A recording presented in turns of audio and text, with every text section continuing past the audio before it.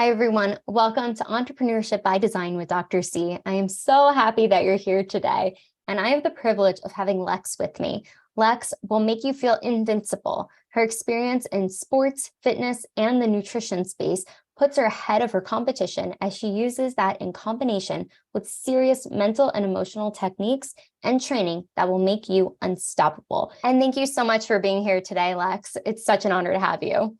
And thanks for having me. Pleasure is all mine. Absolutely. And I would love to know just your journey, how you got here today, and we'll dive a little bit deeper. Yeah, sure. I had a fitness studio in Nashville, Tennessee, and that's the beginning of my journey. And it was a brick and mortar business. And then 8 years later, I grew it. And then 8 years later, I sold it and moved to online space. And that was a different space for me. And I had to kind of relearn the things that went from one business to the other because it is different. But I really loved it. I really loved the whole journey, all the ups and downs, all the frustrations and all the wins and everything. And then when I saw your post about looking to be a guest, I was like, oh my God, this is exactly what I want to talk about. Because I love encouraging other entrepreneurs and other people really to just go after their goals. So I'm only glad to be here to share. Well, thank you. And I appreciate that. I know you've had a lot of ups and downs from what we were chatting about before. And I'm curious, why do you think most businesses do fail and don't succeed? So statistically, 90% of businesses first fail in the first 5 years. It's probably worse at this point. And then like in the next 10 years, 80 or 90% of those fail. And honestly, it's not that there's so many bad businesses or bad ideas. I believe that our business is only an extension of ourselves. So as I evolve and change and learn new things, my business will grow as well. And if I stay stagnant, if I don't keep up, if I don't adapt to the new technology, to the new marketing, to the new whatever social media is, to whatever new is, and these days they come up with new things every day. If I don't keep up with that, my business is doomed, right? Like you can't really survive as a business anymore, especially in your new business, if you don't adapt. So I think that most businesses fail is because business owners or entrepreneurs forget about themselves. They forget to take care of themselves. They don't understand that they have to absolutely stay on top of their mental, emotional, physical, and spiritual game throughout the journey, because that's the game for the long run. And I think one of the other things is you hear, the get rich quick schemes, right? So you hear, you have to hustle hard for the first few years. Well, sometimes it can be more than a few years, right? So sometimes it's, and sometimes people are not ready even for that. They think that they're ready for that, but 2 months in, they're not getting enough sleep. They're starting to eat, Roman noodles. And, it's just like, it starts going down the drain. And everything when it comes to self-care has to be on point for people to be in for the long run. I couldn't agree more. I mean, that's my whole spiel of like self-care, putting yourself on the priority list, on the top of the priority list. But a lot of people fall short of that because they're in that hustle mode. They think I have to work this hard, but then they neglect the most important aspects, which are that foundational piece of being able to be in a clear mindset to continue to use that creativity and continue to grow and continue to have the motivation and be unstoppable. But I'm curious because a lot of times people do lose that motivation because, like where you're saying, some people will stay stagnant, it's comfortable. Why do you think people lose that motivation and drive to continue forward? That's such a great question. I've recently been on Reddit and I was reading a thread, and it was a very similar question. A guy said, don't you get tired of entrepreneurship? And there were so many people there that said yes. And I thought, oh, no, we got to fix this. The problem, I think, is that, again, people underestimate what it's going to take to become successful. It takes grit, it takes perseverance, it takes persistence, it takes a lot of mental and emotional work to stay on top, right? Oftentimes business owners, entrepreneurs, they don't have support of people around them. So it's like you find yourself, one at a time. So that's one of the things. Second thing is the way the brain works. So everything's habitual.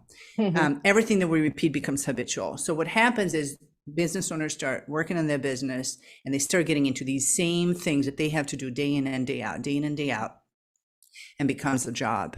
And they heard, I'm working for me, but then they don't realize, yeah, you are actually working for you. You're not advancing in your business. So we've been programmed throughout our childhood, throughout society, throughout movies, throughout everything that was in front of us to just go and get a job and just, basically we were programmed to be complacent. So a lot of times people don't realize that they became complacent because they haven't refreshed their goals. They haven't talked to other entrepreneurs who are struggling with the same stuff, but also those who are above. They have not surrounded themselves with the right people. So there's a lot of moving parts. There's a lot of things that an entrepreneur and a business owner has to put in place to make sure that they have their both feet on the ground. And if they don't, who do they go to, right? Who do they go to in that moment when they feel like everything's falling apart and maybe they're not cut out for this? Because that one voice can change everything for them, right? I remember years ago, like 20 some years ago, when I had a job, job, I talked to a coworker of mine and I said, oh my God, I hate my job. And she said, most of the people do. And for me, there was a trigger. I went, no. This is not okay. It is not okay to invest that much of your time, day in and day out, 40 years to do something that you hate. It's just not acceptable. And so when business owners go to run a business, sometimes they still have the mindset of an employee, or again, mindset that we were taught at school, and they don't, and you know what else I often see? They don't set goals that fire them up. They set goals, oftentimes. Sometimes they don't even write them goals. Some people don't even set goals. But let's assume that listeners and viewers have set goals and they're like, but do these goals fire you up? Right? And then do you read them every day? Because I used to do the same. I used to set goals and then read them and I'm like, okay, yeah, I'll get to that. And now when I set goals, I'm like, how amazing does this feel? How powerful does this feel? And because we're emotional creatures, it's so important to stay connected and to review those goals regularly and to really connect with that emotional side of things. So it's very easy to lose motivation. But again, if we set things in place, if we surround ourselves with other entrepreneurs, if we set things in place, like what books I go to, what videos I go to, what YouTube channels I go to, what, who I listen to when it gets tough, even if I don't have people around me to do that for me, I think it's a big, big part of it. It's a huge part. And I'm so glad you brought that up because I do think it's who you surround yourself with as well. So being around other entrepreneurs that are on the same journey, because not everyone's going to understand it if they're not on that journey. They want to be supportive in the way they can be. But I think you're right. It is, even if you don't have that community, creating it through reading books or watching certain videos that really inspire you.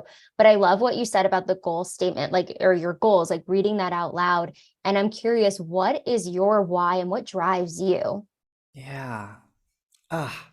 So before I had my kid, it was different. I mean, I always strive to be my best self. I always strive for me, it's like, I have this one life I've been given. So I call it a gift because I didn't earn it. I didn't do anything for it. So I have responsibility to make the most of it.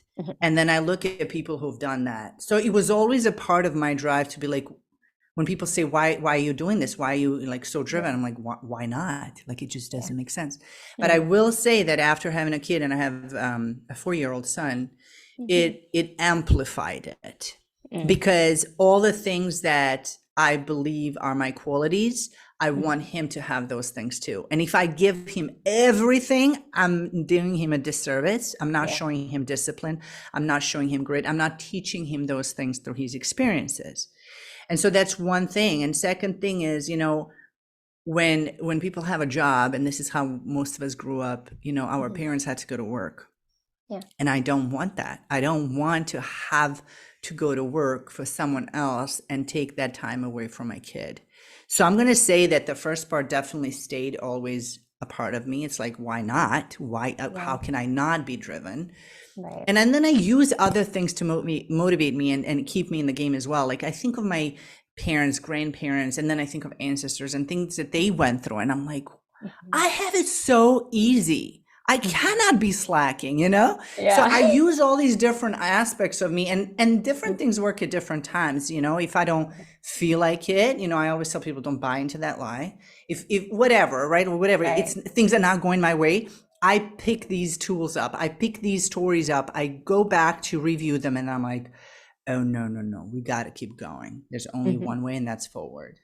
Yeah, absolutely. And that's what it's about too. It's taking the moments where you don't feel like doing something, but you have to persevere through that if you want to move forward and not stay stagnant and achieve what you're really trying to achieve and unlock your true potential if you are continuing to move forward. And I think it's Yep. so important what you said too, because the generations before, like they had to go to work and they didn't have the opportunities of having technology the way it is today. I mean, it's shifted a lot, even just last few Yeah. years, it's shifted, even the last year, I would say. But Yeah. being able to understand that too. And I'm just curious because of all the things that you do, and you are so present for your son, but also teaching him those values, not just giving him everything too. I think that's a really important aspect because I think a lot of times it is really easy compared to what it was years ago, but treating or teaching that discipline as well of understanding, okay, you can't just have everything handed to you. You have to work for it and earn it and those factors. But I love that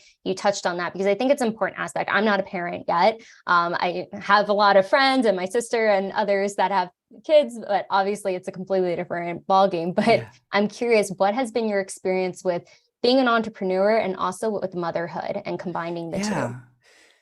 Oh, you know, I feel, you know, I don't want to believe in luck at times, but I feel very lucky sometimes in that aspect. I just want to mention on the discipline part, it's very different to be a disciplined parent and to teach a child self-discipline. I want to Mhm. teach him self-discipline so that he's disciplined on his own. He doesn't need a parent. He doesn't need a teacher. He doesn't need a boss. He doesn't need anybody to get disciplined. Mhm. He can find that within himself and know that he has that. Mhm. So I'm definitely not a disciplinarian as a parent, I will say that. But self-discipline to me is really, really important. Mhm. And on to your question, you know, I read a lot on women in business, especially, and women struggle. I feel like so many women struggle to find the balance to do it. They often do it when their kids are asleep, and I really, this is one thing I don't typically live in gratitude all the time, and I can explain to you why. But I am really grateful for this. I have a very supportive husband who 100% believes in what I'm doing. And we agreed that he's going to be a stay-at-home dad because, again, we want that time with our kid. Of course. So I have a true flexibility where I can work on my business throughout the day. And I'll tell you what else, that gives me so much more drive because if I'm already not with my family, spending time with my family, I better be making sure I'm doing a great job in impacting the world. You know what I mean? Like, Yeah, it's just there's no room for time to be wasted, you know? absolutely. No, I couldn't agree more. And it goes back to the why and pushing forward of what you're trying to accomplish and accomplishing as well, continuing to do so. And I'm curious, going back to just where mothers sometimes they do it when they're sleeping or don't have that same schedule or life as well. But I'm curious, from your experience, what do you believe that people need to do in order to change to have a more fulfilling life in their circumstances? Whew, people are not going to like this one. You have to set boundaries and you have to set strong boundaries and you Hmm. have to step in and not let people walk on those boundaries because they will be tested, Yeah. right? Hmm. I think that so many, especially women, but men do this too. I think that so many people, like it's easy for people to say, I'm going to work, right? I'll be Hmm. home in 8 to 10 hours. Right. And everybody's like, okay, cool. You know, no question there. I'm not going to tell you, you can't. But when you're working and when you're working from home and you say, I'm going to work, sometimes people don't get that, Hmm. right? Sometimes people don't get that. They may want to ask you questions. They may want to bother. They may want to just, you know, my kid when he wants to play with me. So Hmm. setting those boundaries, I think, is crucial for people Hmm. to say, hey, look, this is what I'm trying to accomplish, and this is what I need from you. Can you do that for me? Now, obviously, with children, it's a different conversation than with your spouse, than with your parents, than with whoever it is around you, right? That you're touching base with. But as an entrepreneur, as a business owner, you have to keep reinventing yourself. You have to step into the new identity of who you believe you are and what you can achieve. And with that comes new behavior, new habits, and therefore new boundaries. So maybe my old boundaries, or if I even had them, maybe they don't work anymore. They need to get tightened up.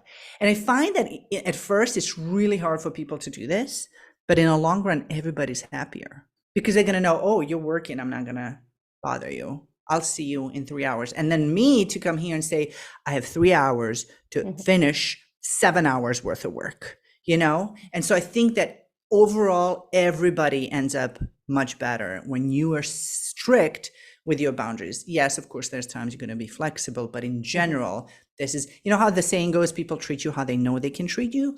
That's it, because that's boundaries. Some people have boundaries and some don't. And I know how to, you know, treat each according to that. That's really nature. Yes. Oh my gosh, you're speaking my language. Boundaries is like one of my specialties because I was terrible at it and I've gotten so much better over the years. But I think to your point, it's true when you start to evolve, like your boundaries evolve as well. And I remember like years ago when I had like really no boundaries, I was just very much of a people pleaser.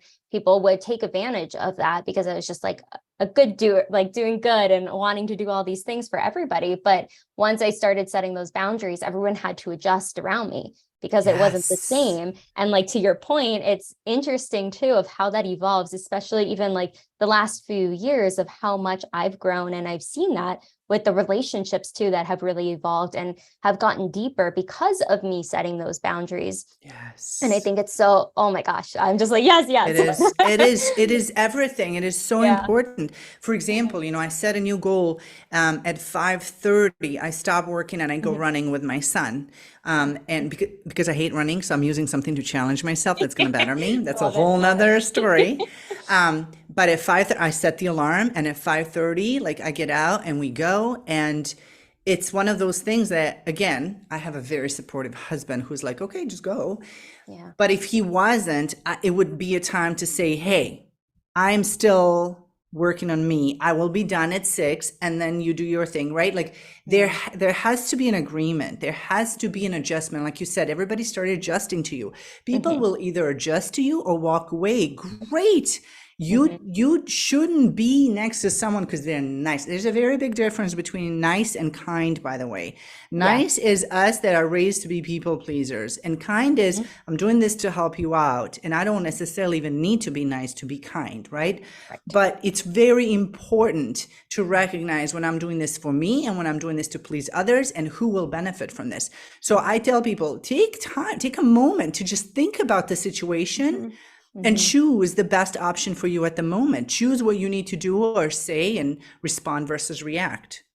Yes, the respond versus react. Like I so agree with that because a lot of times, just to your point, when somebody asks you to do something, like a lot of people pleasers, and being a former people pleaser, it's like, oh yes, of course, without even like checking my schedule. Now it's like, I take a pause, I look at my calendar, I see if I can do it and if I want to do it. And then if I do, then yes. If I don't, I'm sorry, I can't.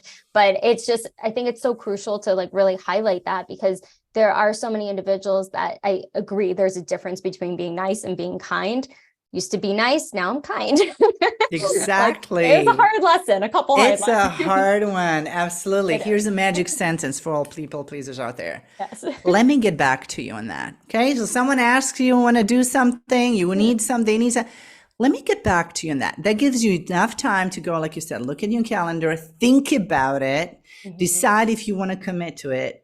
And if you ever listen to people who are really high up successful, I always listen to people who are way ahead of me. They always say the more successful you are, the more you're going to have to say no to things. Boundaries. Point blank.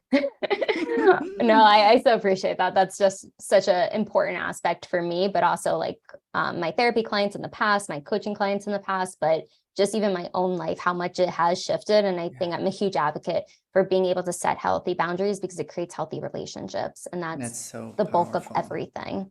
But with that being said, I would love to know more about your experience, speaking of clients, any success stories you would like to share with us? Yeah. One or two. I know you have probably a lot, but if you could just share one or two. I always say that 100% of my clients who've done the work have gotten results. And the key is who've done the work. Yes. So I stand by what I do 100%. I actually guarantee results. That's one of my guarantees because I know it works.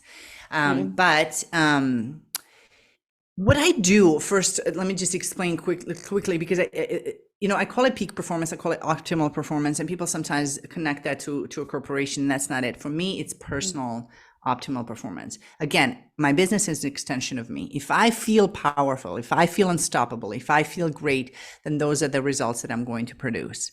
If I'm willing to look into what I'm lacking, that I can identify skills that I need to learn and then go work on that. But I also have to make sure my sleep, my nutrition, my hydration is on point, my mental game is on point, so I'm aware of my thoughts at all times. So what I do is I really help people feel at their best at all times. Having said that, I've had a variety of people come to me for different reasons. Generally, it's business owners who have not felt the drive.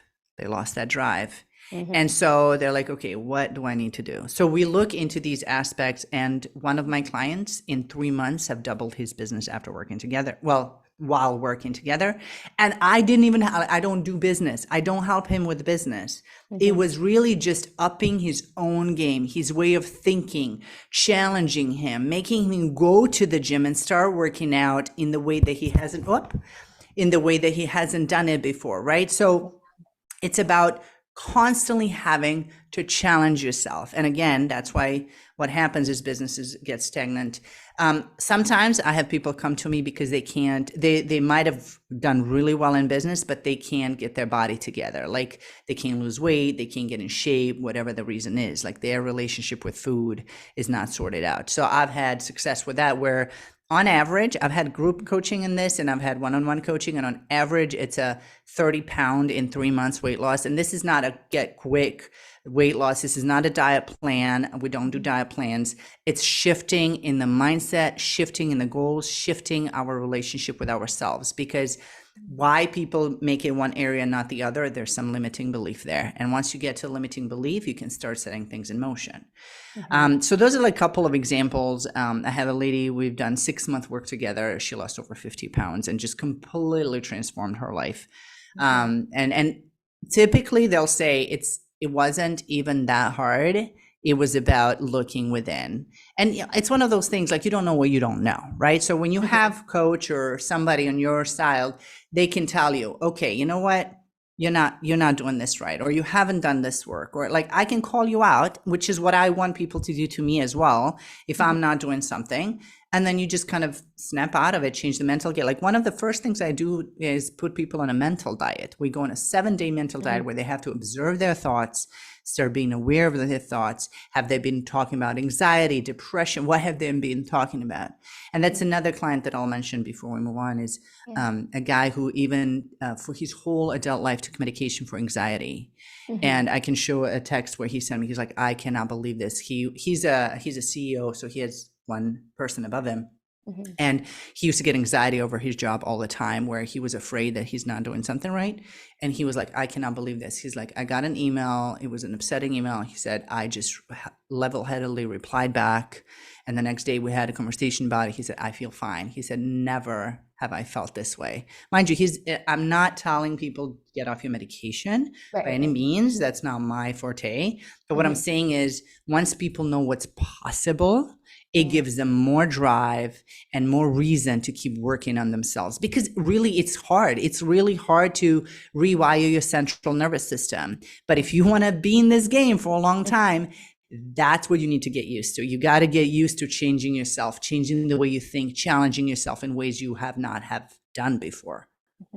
No, you're spot on, because I do think it is the mental and the mentality that you have of just what you're doing day to day, the thoughts that create those behaviors and those actions. And also just like with nutrition and health and all those factors, like that plays such a huge part in your everyday life. Just like for my experiences of like, when I'm not eating so great, I feel that energy. I feel more anxious. I feel like all these different things. But when I'm eating healthy, drinking enough water, going to yoga, doing the things that make me happy, it shifts everything. But I think it starts with the mind. And I love that's what you start your clients with as well, that like mental detox of just really being observant of what's going on. So you can have a game plan because everybody's different. And I agree, like there's so many facets that happen when it comes to just how you're functioning day to day. And but if you're able to take inventory of that, you can really make those shifts. And you're right, it's nothing, you're not talking about business with them, but you're showing them a different way of what would work for them if they do the work. Like you were saying earlier, it's like you have to put in that effort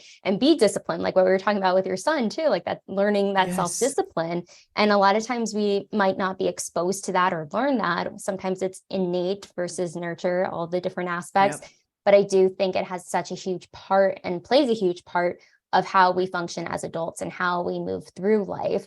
And I'm curious because I know there's been maybe ups and downs and everything in between on your journey, but what have been some of your obstacles in building your business? Sure. Let me just add, it can be also where your body is, right? Like I put my clients, they go and they get their blood drawn, and we get like a complete picture of where we do like 43 different biomarkers. So it can be that your testosterone or estrogen is lower and something with cortisol, right? Like, so we have to look into all the aspects because again, if we're in it for a long run, we got to be on top of our game. And that leads me into your question of my ups and downs. I'll share a few, even in my previous business. In my previous business, I did have a moment when my thyroid was really, really, really malfunctioning. And it was actually because I started competing in bodybuilding, which is a whole nother story. But I didn't know why I felt the way I felt and why I was so tired all the time, for example. And that's when people start questioning their mental game. Maybe I'm not cut out for this. Maybe I'm getting burnt out. Maybe I should get out of here. And it can be one thing that can fix it, right? And that's one thing, is the health aspect of it that I have experienced on me, which, like I said, you start questioning you and not realizing what's going on with your body. And many ups and downs as far as business goes is, you have days, even just a day when all the technology is working against you, sometimes is enough to be like, what is going on, right? And again, if we don't have that strong sense of self and that those tools to go to, oftentimes we start questioning ourselves. Maybe I'm not good enough. And all these insecurities from the past start coming, right? Maybe that person was right, or maybe I should just get a job, and maybe I should, like all these things. I never looked into getting a job. That's just, I cannot do that. Not, it's not for everybody. But there's been, in the beginning of the online space, let me focus on that because that was a big one. I came online thinking that I'm just going to pick up where I stopped offline, meaning I had a brick and mortar business. And I thought, well, everybody knows me from fitness. And even though it was fitness, we did a lot of mental stuff. We did nutritional seminars. We did so much, like we did meditations, like we did so much inner work as well. So I thought, well, that's it. Like I'm going to pick up where I stopped and everybody knows me, even though I sold the business. And that's not what happened.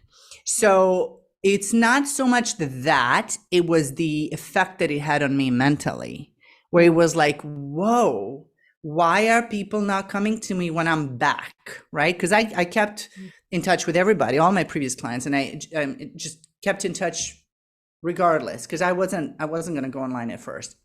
So when I came back online, it was really mentally hard because I was like, why is this now hard? And I didn't ask myself the right questions, which is, what skills do you need to learn now that you're in online space? So I kept going back to who knows me from the past instead of focusing on the future and how to expand my network and how to actually completely reinvent myself. And that was, like I said, that was like a big dip for me. And then I invested in a business coach, which this is why I always tell people, question your coaches. I want people to ask me questions. I want them to question me how much I know, because I didn't. And I went to a business coach who cost me a lot of money and really didn't push me forward. And yes, that's on me, because I should have done the research. I should have, and I did address it as soon as I saw it. And she did end up helping me a little bit more, but it wasn't the right match. So before you just jump into investing because you're driven, just ask a few questions, just a few questions. That's it. That's all you need to find out whether you align with someone or not. And a big part of it is listening to intuition. I didn't listen to my intuition at that time, or a few more other times when people would tell me, do this. And I'm like, I don't want to do that. And so the biggest turn for me was when I hit a point where even the clients that I had, I was like, this is not this is not what I want to do. I'm not excited about my goals, all the things that we talked about. Yeah. And when I tell you, I completely reinvented myself, like 180. I just got determined on my goals and got really fired up about them. I changed who I was working with. See, what I do is not as different, right? So I do the blood work, the sleep, hydration, nutrition, mindset, emotional EQ, they call it emotional quotient. We do all those things, discipline. Yeah. But who I work with has changed to excite me, because I started asking myself, not based in the past, but based on who do I want to work with and who do I want to surround myself with? And if I did have to work 15 to 20 hours a day, what kind of day would that be to still feel awesome at the end of the day? So when I tell it, I mean, I changed the way my videos are different, the way I speak is different, the way I think is different. Who I listen to, even though I listen to always motivational stuff, now I'm particularly listening. What am I missing? What are the skills I need? What is it that I don't know that I need to know? I just completely shifted in the way I think. But the biggest dip, and that's where on that thread in Reddit, I recognize a lot of people. I think that people just become complacent and they're afraid of letting go of what's in front of them instead of being willing to let go of everything to create the life that they want. Oh, that resonates so much with, I'm sure, so many people listening, and even myself too, just like hearing your journey. And I think a part of that is a lot of times we get pigeonholed and put ourselves in a box. And instead of like, you stay in the box sometimes, you're like, well, this is like different or uncomfortable, or is it going to work out, or any of the thoughts that start flooding in. But being able to really think outside of the box and know it's okay to shift. Like, I know even I was coaching a lot, and now I've completely shifted and I do solar, and it's completely different. But I love doing like interviews like this and things along those lines. But it is scary to make that jump, but you have to realize what happens if you don't make that jump. What happens if you continue to serve clients that don't serve you, in the sense of like light you up and have that bigger why of how you can help people in a different avenue. It doesn't mean you have to stay in one thing. Even leaving psychology, I was like, oh, this is scary. Like, I don't know. But I think it's trusting your gut. And going back to that, I really resonated with that. I'm sure other people are too, but I think it's understanding we're meant for more. We don't have to just stay in one area. We can diversify ourselves, and that's okay. And just trusting that it's for the good of yourself, but also the people you're serving too.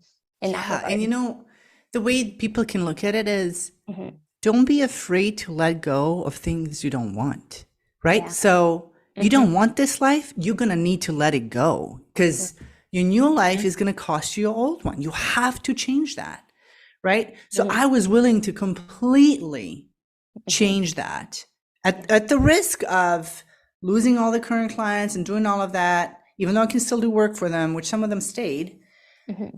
But I was willing to let go of that because it wasn't serving me anymore, and it was like, wow, I feel so much better now. And the response, this is when you step into you, the response has been outstanding, because again, you don't do it for other people, you do it for you. And then people are just like, whoa, I love this new you. I love this change about you, because it helps drive them as well.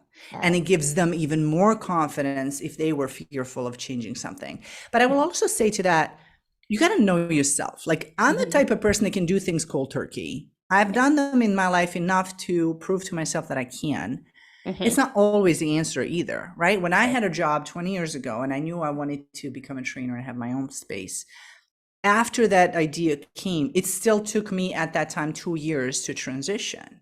Right. Yes, I was in my 20s, it was different circumstances, all of that said, but there are times when it doesn't need to be 180 all of a sudden. You Yeah. can plan things ahead. You can plan for a year, 2, 3 years ahead, and there's no rush. Again, we're surrounded with these, get rich quick and make all the money in the first 6 months or 3 months, whatever it is. It's not going to work like that. It never has, it never will. It takes time.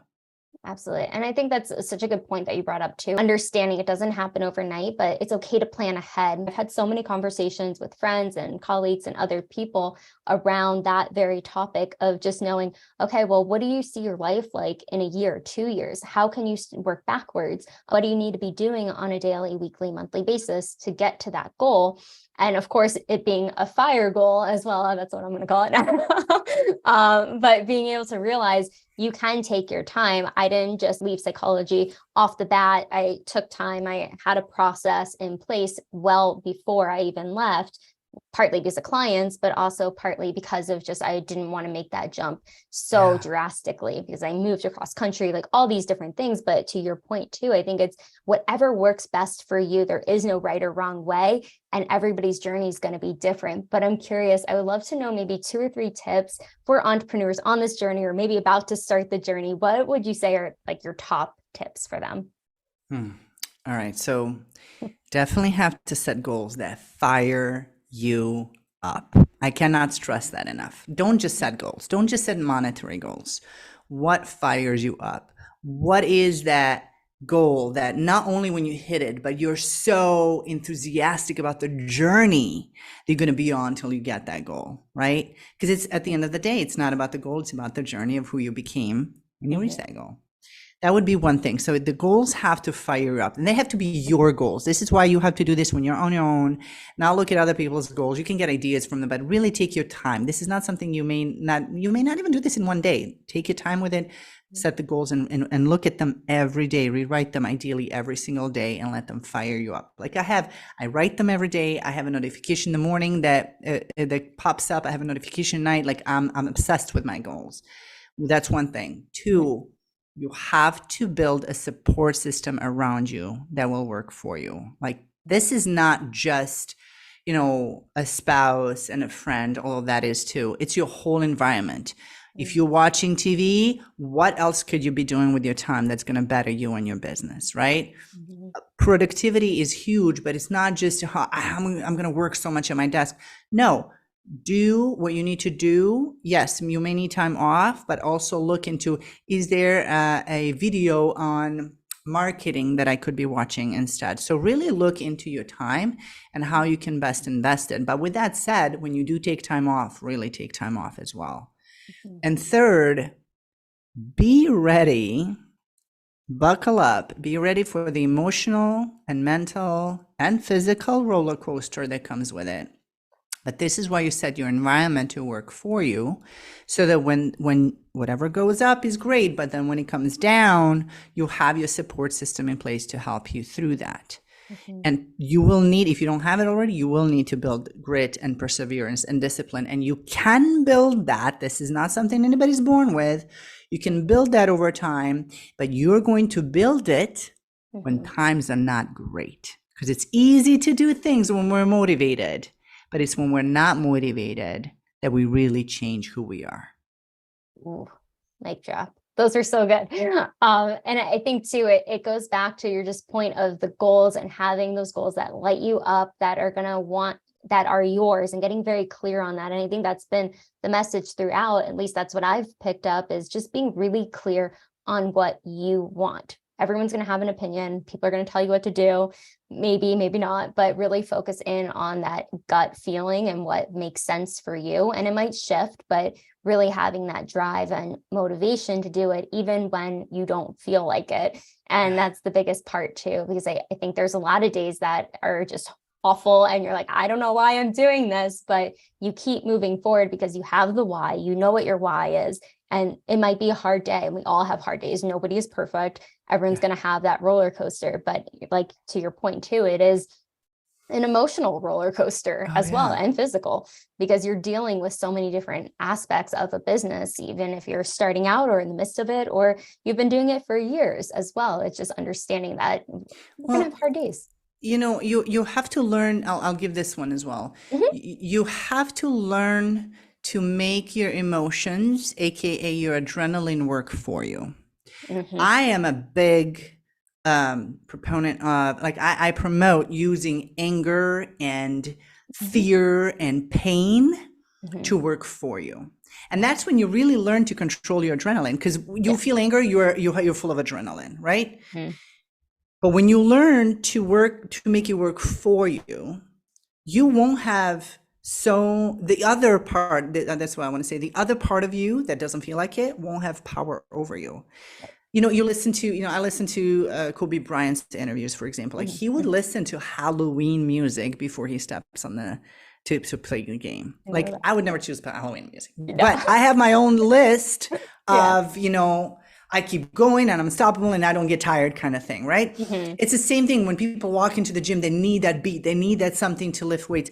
It's the same thing you want to have when you're building your business. That Hmm. doesn't mean lashing out at other people or yelling at other people. Again, it's controlled. It's Hmm. controlled adrenaline, that you work with that anger, with that pain, with that frustration, with that whatever it is, fear, and you just make you work for you to fire you up, to push you forward. Mm. I love that you said that it's working for you versus against you, and understanding that, because emotions are all valid and it's okay to have those emotions, but it's how you direct them as well. Yes. Oh, Mm. yes. So well said. So enjoyed this conversation, but where can people find you, use your services? We're going to link everything below, but if you could let us know too. Sure. I'm on Facebook, LinkedIn, Instagram, TikTok, and it's all my name, Leks Vucko, LeksVucko. My website currently is thevucomethod.com, and I'll send out all those links to you so you have them as well. And my alter ego is Herculex, by the way, and that's the website I'm working on. So it's going to be herculex.com, where people can find out more about you. But I'm as long as you type in the proper way, Leks, I pretty much come up right away. So people can reach out at any time. Well, thank you so much, Leks, for being here today, sharing your journey with us, all the amazing tips. I feel like I've learned so much from you as well. I'm sure everyone listening did too. But thank you again for coming on and just sharing your beautiful energy with us today. Thanks for having me. Pleasure's mine. Absolutely. Make sure to like, subscribe, comment below. What was the biggest takeaway from Leks today? I'm sure she would love to see that comment, and we'll see you on the next episode.